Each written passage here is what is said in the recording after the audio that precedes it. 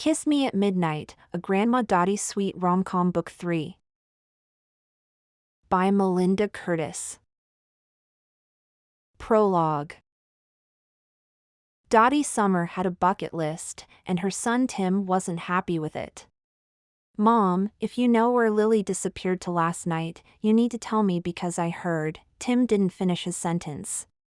He paced across Dottie's blue and gold Turkish rug in her mother-in-law quarters at his New York home, scraping the soles of his Italian loafers on all that fine wool. If I hadn't taken a 24-hour vow of silence, I'd tell him to take his shoes off or pick up his feet. That vow of silence was on Dottie's bucket list. She created the list because she was afraid her mind was slipping gears a few times too often and new experiences were said to stimulate the brain. She'd already filled some buckets visiting a gator farm, touring the Everglades, dating a younger man. But she had plenty of things remaining on her list, not to mention she enjoyed adding to it. Tim thought her bucket list was ridiculous. He'd read it without her permission. Not breaking stride, her middle-aged son ran a hand through his hair. It was still dark brown and shiny. He covered his grays the same way he covered up the aging process, with help. "I heard Lily left the fundraiser last night with a man." "And me." Dottie smirked. Her son didn't know everything. "Lily is so gullible when it comes to helping others," Tim said ruefully. "And now she's mixed up in something that'll ruin her." "What?" Given Lily was an elected state representative who prided herself on a squeaky clean reputation, that gave Dottie pause. She frowned, mentally reviewing what she remembered of last night's events. Tim, she decided, was overreacting. Lily isn't answering her phone. Tim turned and paced back, dragging his feet once more. "She's been so responsible lately, unlike Kitty or Aubrey, who've been letting their emotions get the better of them." Fallen in love, he meant. If it weren't for this vow of silence. Dottie was a firm believer in the power of true love. She pressed her lips together to keep from giving her son a piece of her mind. Tim had 5 daughters, all of whom he loved conditionally, no one attached. That fact alone might have made Dottie overreact more than a time or two to support those young women, most of whom were now in their 30s.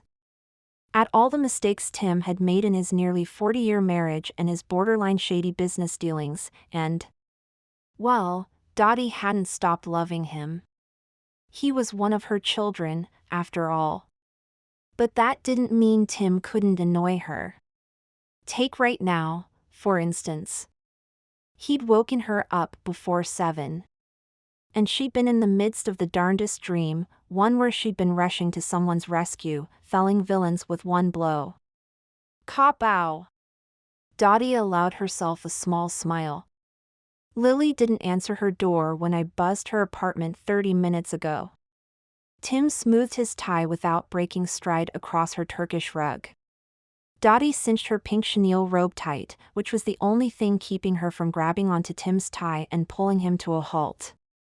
Didn't he know how important this rug was to her? It had been a gift for her 50th wedding anniversary. A widow cherished a good husband's gifts. Tim stomped by on another pass. "Please, Mom. If you know anything, please forget this stupid vow of silence and tell me. Lily's about to do something she'll regret." Dottie wasn't sure that was true. But she needed time to think about this. She scribbled a note and held it up so Tim could read it. "Stop pacing, please." Tim came to a stop and peered at the note. "Stop racing peas? Stop racing peas? He's misunderstanding me on purpose." Grinding her bridge work in frustration, Dottie pointed at Tim's loafers. He crossed his arms over his chest and stared down at her without one single ounce of respect for Dottie or her carpet. One little mistake, one public misstep, and Lily's political career will be ruined.